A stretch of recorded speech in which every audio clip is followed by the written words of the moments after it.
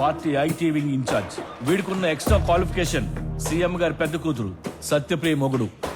వీడిని చూస్తే కూతురునిచ్చి పెళ్లి చేశారనిపిస్తుంది, అంత అమాయకంగా ఉంటాడు.